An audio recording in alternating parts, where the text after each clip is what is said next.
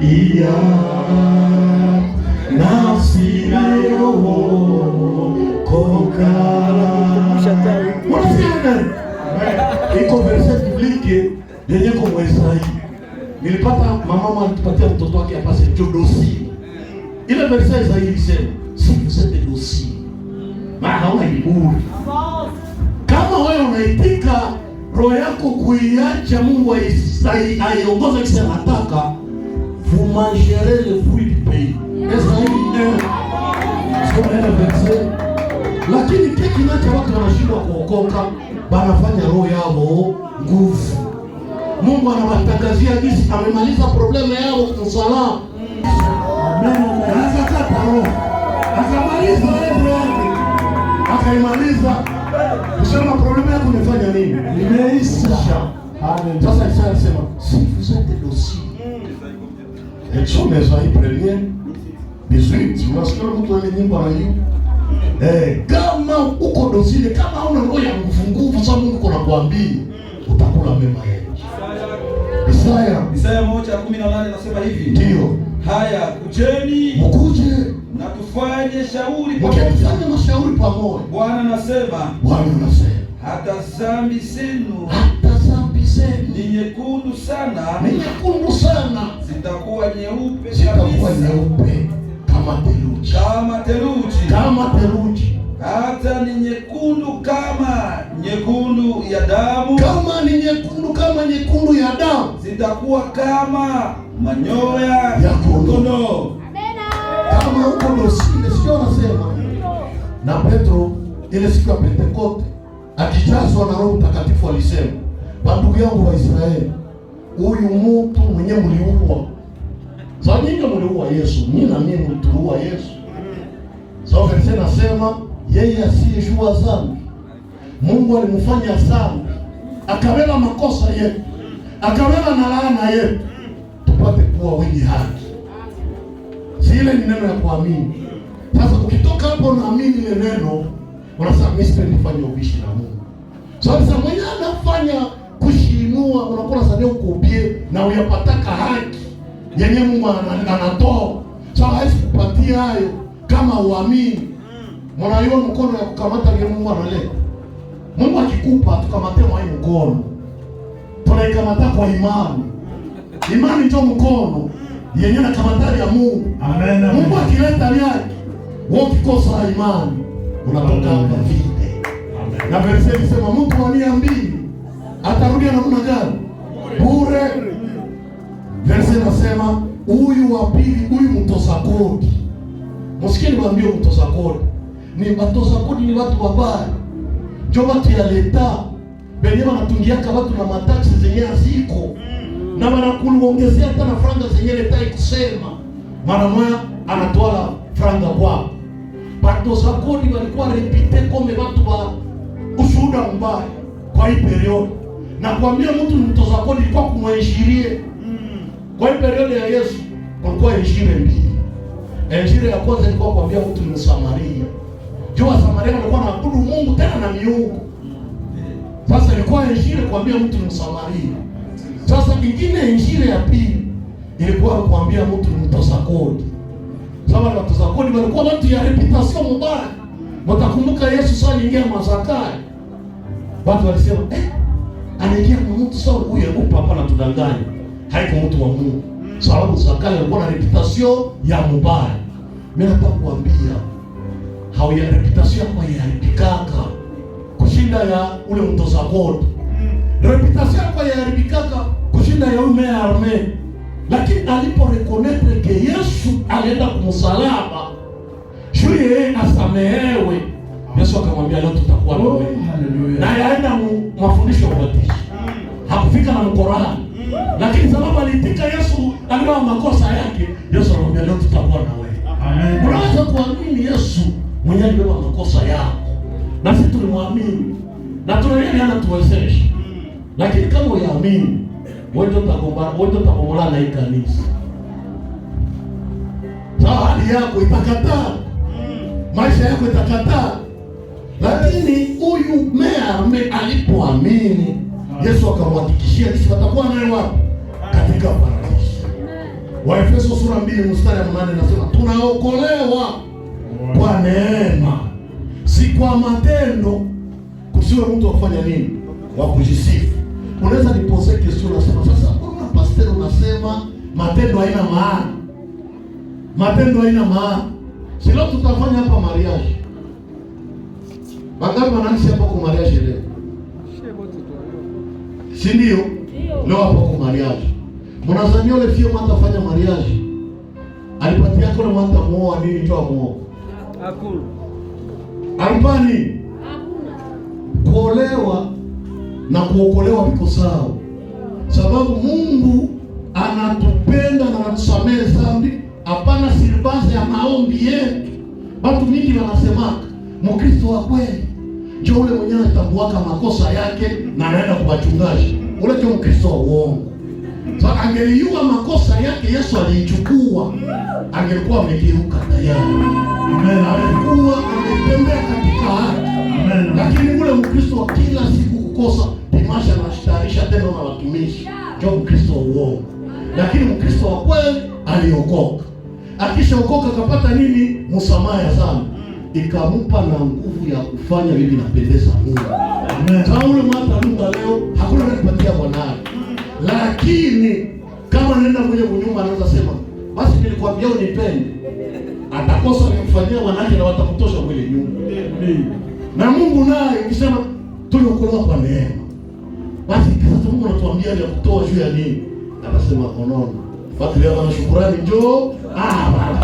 Lakini Wakolosai sura ya mstari ya 13 inasema mkishukuru Mungu aliyetustahilisha. Tulikuwa na tustahili. Nasoma ile verse. Sasa Ukristo ni maisha ya kushukuru. Mimi nakuja kukanisa, hapana juu pastor ni, lakini nenda shukuru mwali niokoa. Na nitamwimbia. Na nitamtolea sawa niokoa.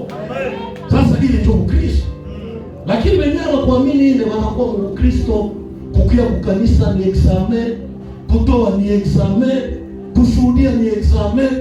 Lakini wenyewe waliamini Yesu, wanasukumwa na ile upendo kufanya wenyewe vinapendeza Mungu. Amen, amen. So mbele wa Kolosai na tu tunamaliza so wakati yetu 1:13. Wakolosai 1:13. Ndiyo inasema nini? 13 maneno ya Mungu inasema hivi. Ndiyo. Naye alitoa katika uwezo. Anza duzi. Duzi nasema hivi. Mkishukuru Baba ambaye alitustahilisha kupokea sehemu ya urithi wa utakatifu katika nuru. Sasa kanisa, sasa ninafika mkanisa ninapiga magoti. Mungu sistahili mbele yao. Na pale wanasema mkishukuru Mungu alifanya nini? Alistahilisha. Hatuko wenye dhambi tena, sisi tunaamini. Sasa Mungu alifanya nini? Alitustahilisha. Akafanya nini tena? Alitustahilisha urithi akatupatia urithi wa utakatifu katika nuru. Urithi wa watakatifu katika nuru. Naye alitoa. Nilifika hapa asubuhi, alikuwa anaambia watoto, anawaambia nini? Niliwaambia liko hekalu la Mungu. Sasa alisema anaenda. Nikawaambia au niliwaambia kwamba nouvelle naissance, sainteté, prière. Nouvelle naissance, sainteté, prière. Ascension de vie c'est huko. Maana wewe mwenyewe uko huko wa upendo mtakatifu. Na wewe na prière. Lakini wenyewe waliokoka, wenyewe walipata hii msamaha ya dhambi. Bana shukuru Mungu, anasema Mungu merci kututosha mwili hali ya kutokustahili. Sasa leo mimi naweza kufanya bibi na kupendeza. Verse nasema ule mtu mtosa kodi alitoka pale na alishasabiwa nini? Haki. Meneno yake inafanana na ule mnyang'anyi. Mnyang'anyi alisema mimi sina ya kunisaidia. Sina kitu cha kunifanya mtu wa Mungu. Sina kitu cha kunifanya Mkristo. Na mimi nasepake ndio ulimba kanyimbo kanasema kazi ya mikono yangu haiwezi kukomboa, hata ningelia sana na kufanya kazi nyingi, singeweza kuokoka. Yesu pekee ni Mwokozi. Kazi ya mikono yangu sifanya nini? Na hata ningelifanya nini? Sasa jioni mnaendelea kulia kubirago. Kwa makanisa kila dimashi hapa kwani ndio sione ile kirago. Mkile kumrago, musogelee neema. Haina iko neema. Neema ile tulipata Yesu alitukufia kwa msalaba. Na akatangaza yote yanafanya nini? Imeisha. Na kitu kingine ilifanyika. Biblia inasema Mwagalatia, Jésus a été fait malédiction afin que nous soyons bénédiction. Yesu alitoa vitu vyetu vya mbaya na kututesa.